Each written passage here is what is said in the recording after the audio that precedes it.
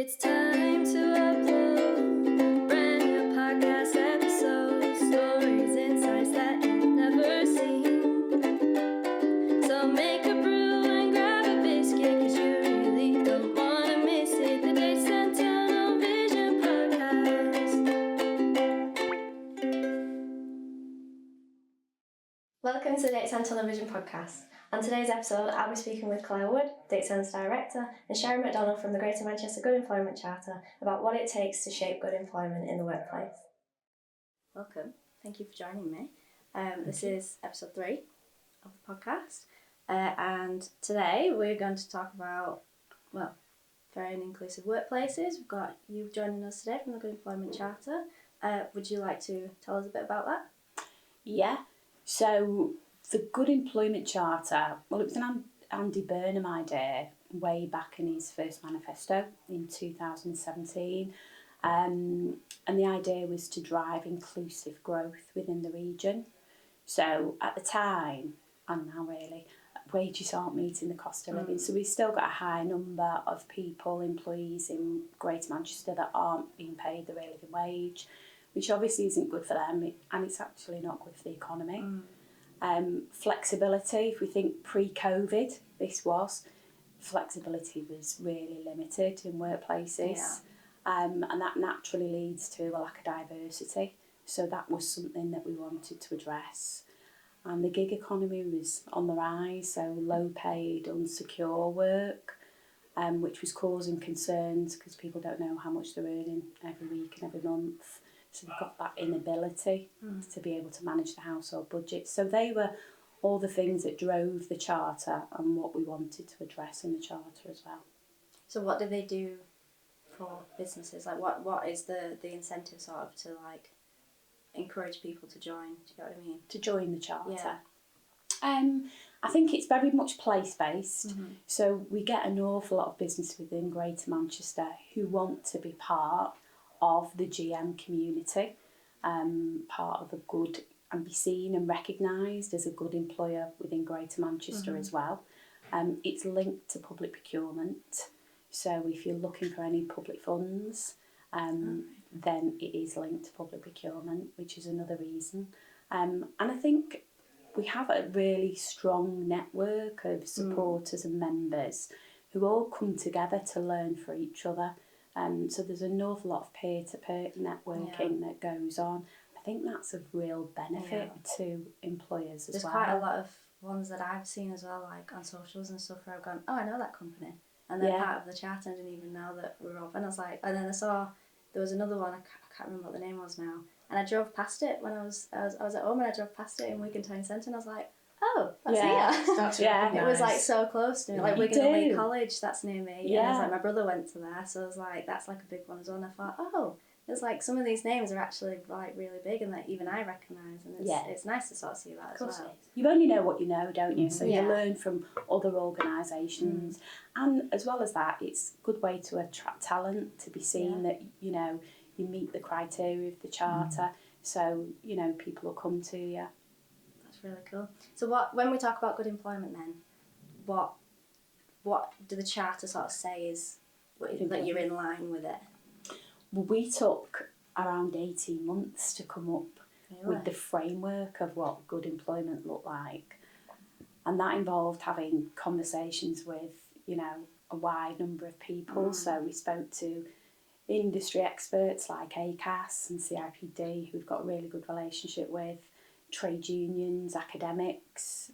We also had lots of organisations from different sectors, sizes, including public, private, third sector, who all did lots of focus groups. So we conducted lots of focus groups throughout that 18-month period to come up with the framework of what good employment looked like. So it was very much co-designed. So they came up with the 7 characteristics, which are secure work, flexible work, pay, engagement and voice, recruitment, people management, and health and wellbeing. They all sound very important, and I mean, I recognise a lot of them for what we've been doing here as well. And I think I've worked in some alright places, but not great. And then when I came here, I remember speaking to you about it Yeah. on like one of the first few days, and even you were pretty shocked at some of the stuff, and I was like, you wouldn't Yeah. expect it, would you? We tend But- to attract people that maybe have had a bad experience elsewhere, Yeah. you know, when you've interviewed them and they've talked to you about some of their poor practices that they've been on the end of. I think coming to a member of the Good Employment Charter is reassuring, and it's attracting people that are demanding better standards, and Yeah. so it should, shouldn't it? Yeah.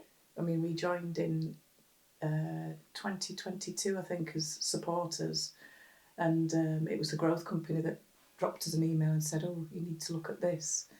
And it's just in line with our values. It's what Yeah. we've been trying to do, but Yeah. this is formalising that. So it's a lot of like-minded businesses, aren't there? That's what comes across. It's a real safe place to talk to other businesses, find out what they're doing, get best practices, share, push, striving for improving standards. So it's what people should be looking for when they're looking for a job. They should be Yeah. looking to see. Certainly, I've said that to my children. Yeah, without doubt. And any young people I speak to, see if Yeah. they're a member of the charter first, because it demonstrates that you're at a certain level and you know you're striving to be better all Yeah. the time. Yeah, And that's something that we're doing at the Charter as well, is reaching out to schools, colleges, universities to educate the Yeah. new generation on what good looks like. So they're making more of an informed decision, Yeah. you know, when they're looking for employment, and asking the right questions on interview as well.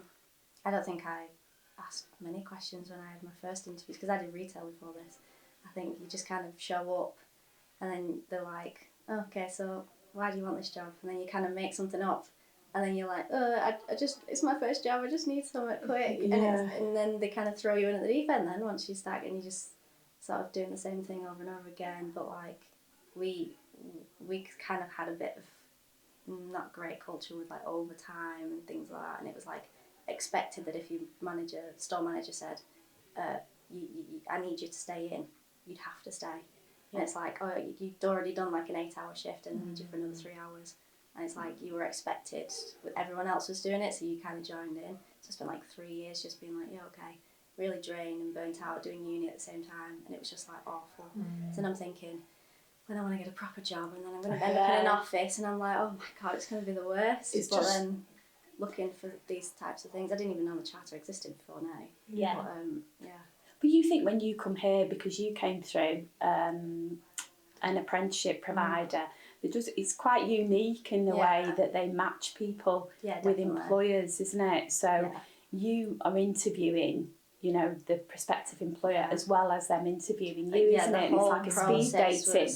It was chaos. It was very well ran, but it was like one after another. Intensive, wasn't it? Very. I had like 4 back-to-back interviews. And it was like I had about 10 minutes in between to try and shove some sandwiches down my neck.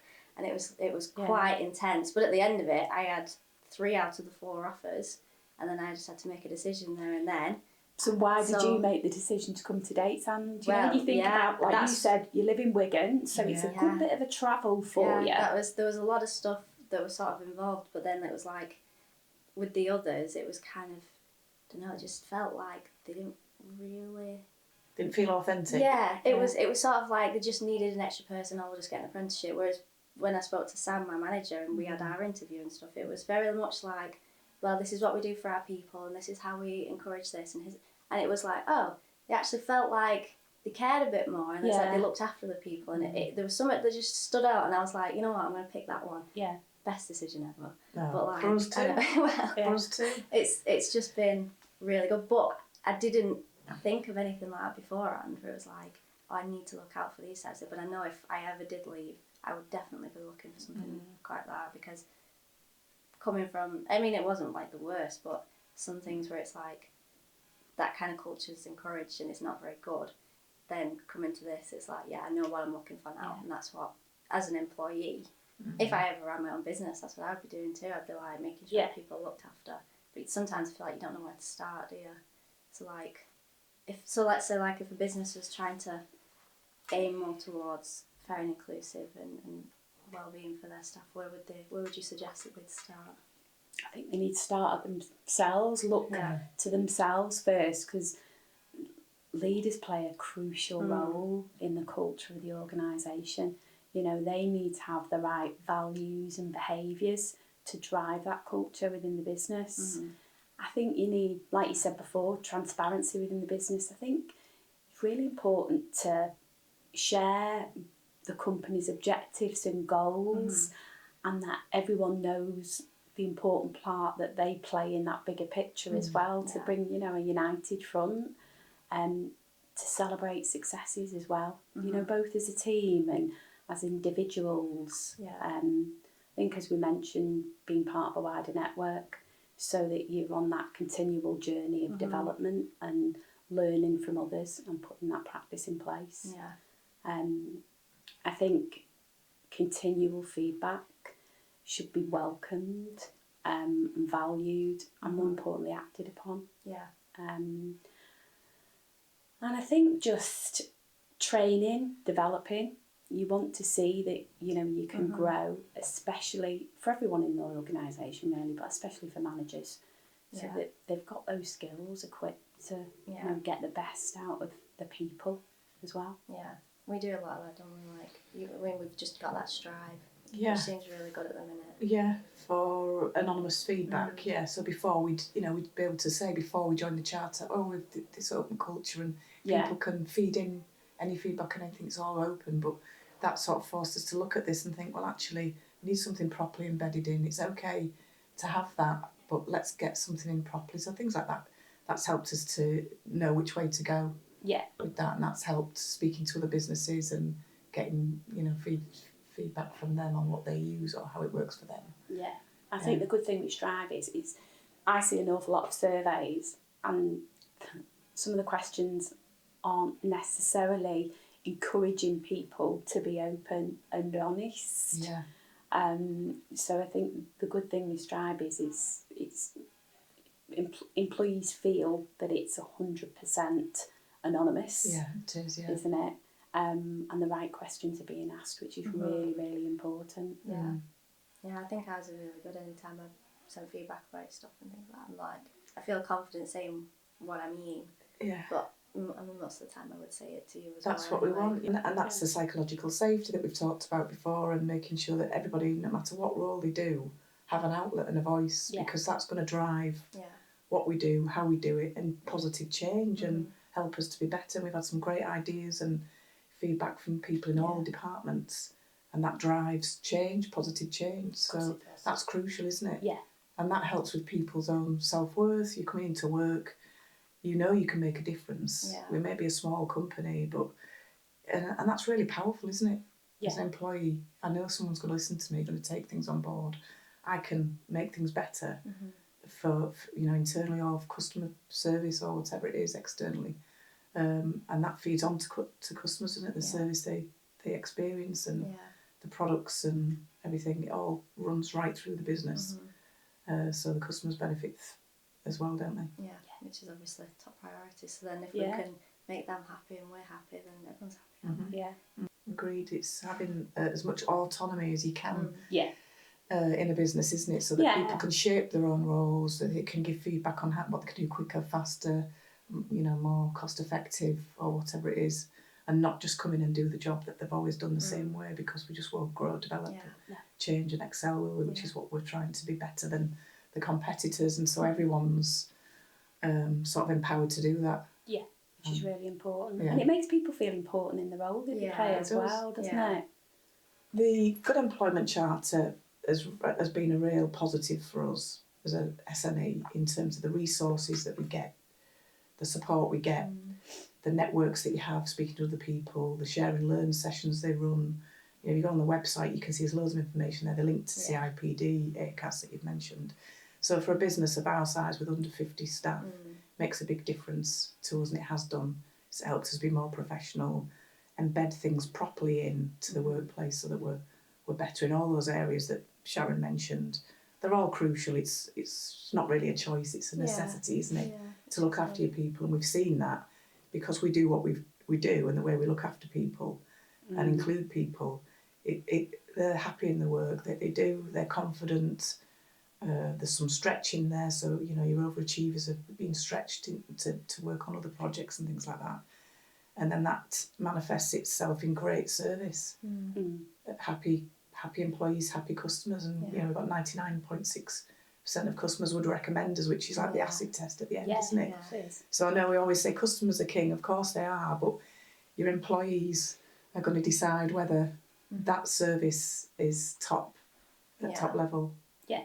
Do you see I any think- difference between like smaller ones, like us, maybe like under 50, and then like the top that got like 1,000 employees or anything? Yeah, and we adapt.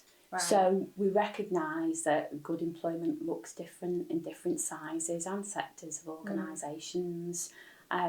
So we do adapt our assessment style. For example, with a smaller employer, I might just go out and do a 2-hour meeting. Might meet with you on Teams a few times, but I'll go out to the business and talk to them instead of them getting them to fill in any documents. I'll go out, because what I really find in small businesses is they don't really notice the good work they're doing. Right. They just think it's the norm.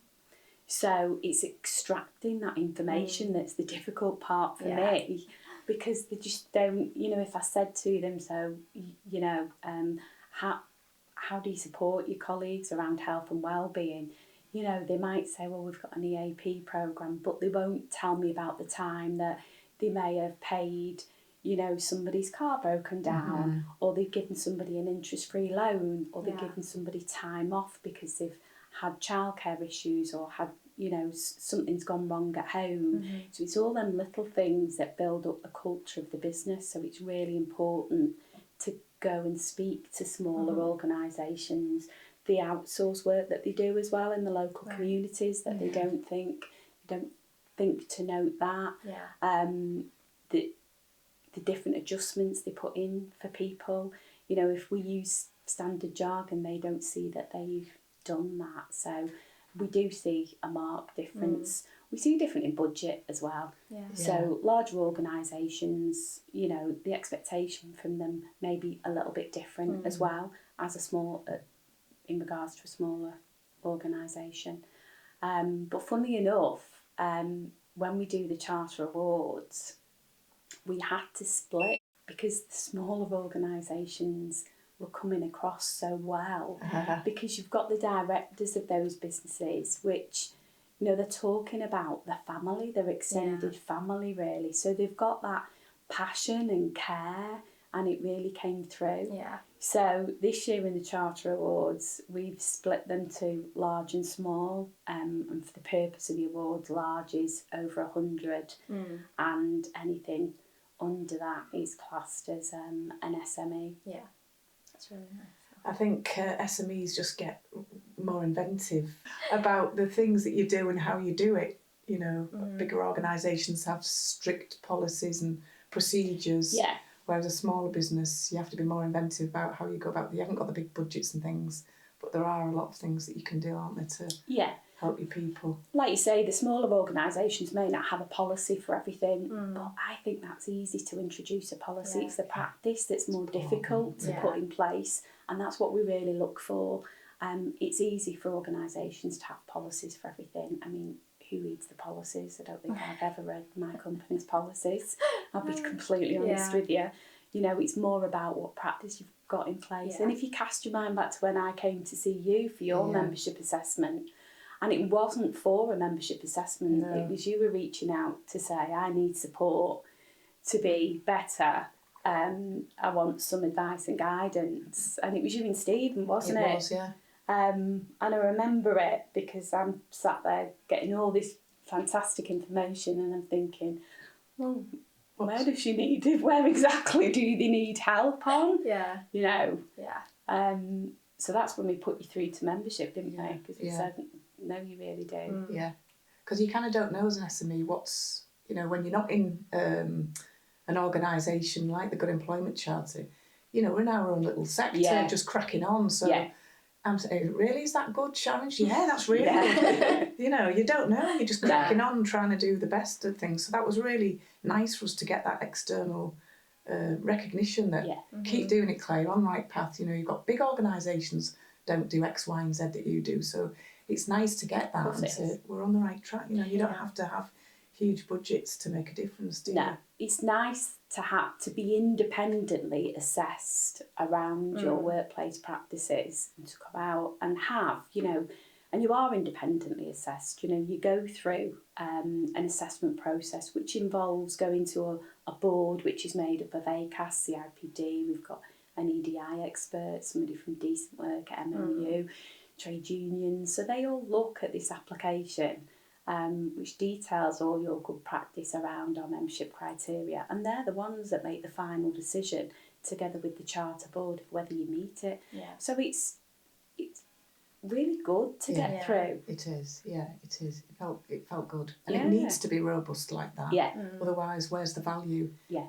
It's certainly far from a tick box exercise. Yeah. It's a real valid process, and it feels even better when you get to, you know, to get recognised. The difference that makes, it's phenomenal. Yeah. So what would be like your advice then if there was a business that was looking to start a charter or something like that? How would you suggest that they go about like joining? it's really easy to join. You go on our website, the GM Good Employment Charter, and there's a little box up the top saying get involved, and you fill in a supporter registration form. There's no barrier to entry, which is really important for us, because we're not just looking for existing organisations that are already doing things well. We want to encourage, you know, workplaces that need to get better. Yeah.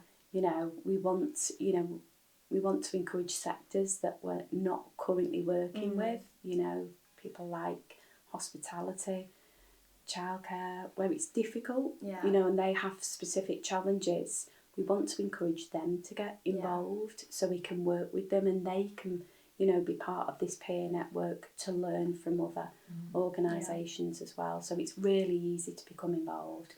Anyone can become a supporter of the Charter. So, it's fact or fiction. So you just need to Can we say confer? fact or... Will, would you like to confer or would you like to be against each other? Oh no, we're on No, the same team. I think you can confer, that's fine. So I'll ask you a question and then you can decide whether it's fact or fiction. I would probably expect it to read like 3 out of 3. But we've not had anyone have 3 out of 3 yet. Okay. So Make allowances for me, I'm menopause. Brain fog. okay, little give for you, but I think you'll be fine. Okay, so question 1, fact or fiction? Employees are likely to leave a job due to bad management. Yes. Absolutely. So that's a fact. So there was a report by Chartered Management Institute that found over half of those who rated their managers ineffective also reported on planning to leave the organisation within the next year, and 28% had already left a job because of the manager. I'm very lucky. My manager is brilliant, and I think most of the managers here is them. I don't have any complaints about them. So Yeah, it's really important. Good. I think that was a big one. I definitely had some bad management in my other jobs. Brilliant. So that's 1. Question 2, fact or fiction? Job satisfaction is mostly influenced by salary. No. Yeah. Well done, fiction. It is a factor, but overall, it's not the one that makes them the most happy. There was a survey that said if they were respected, they felt more satisfied with their job. So I think that was quite. I mean, when I started, I didn't look at salary as like a big.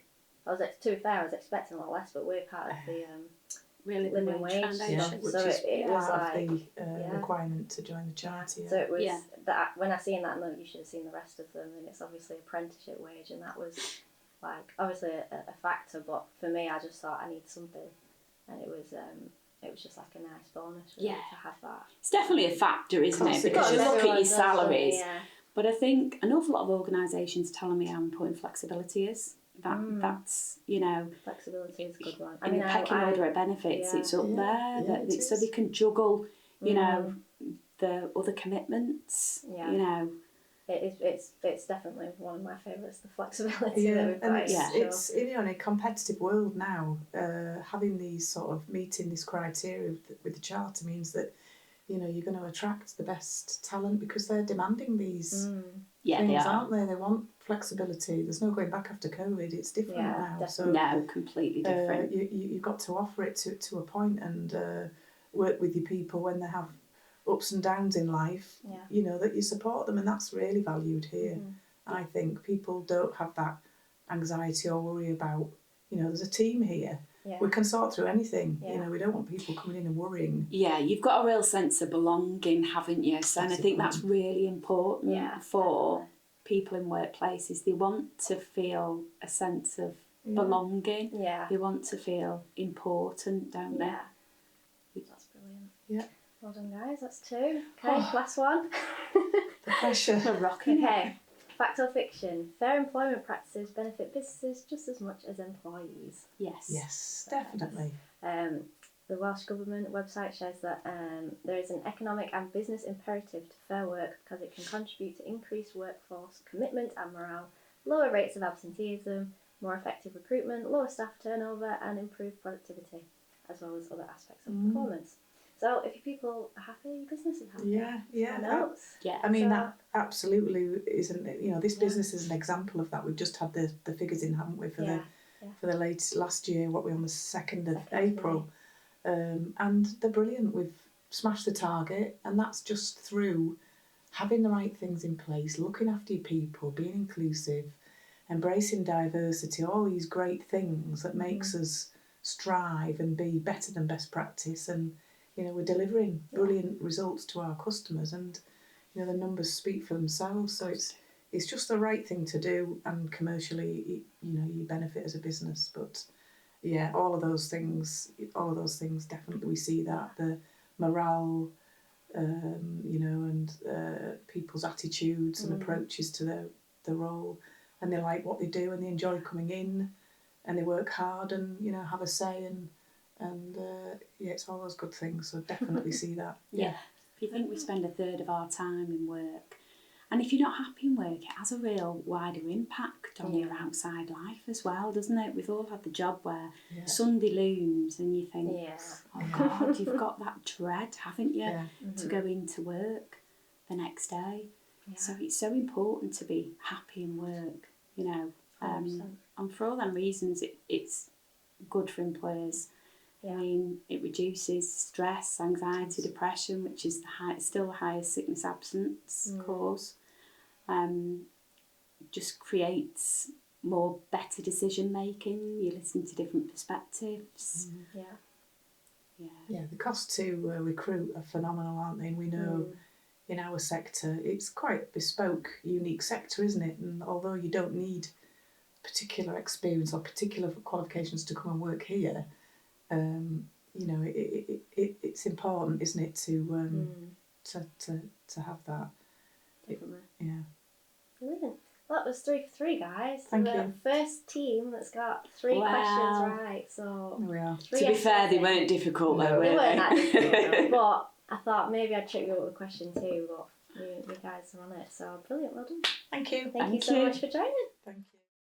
Thank you for watching. If you enjoyed today's episode, head over to our YouTube channel to watch some more, and don't forget to follow our socials to keep up to date. See you next time.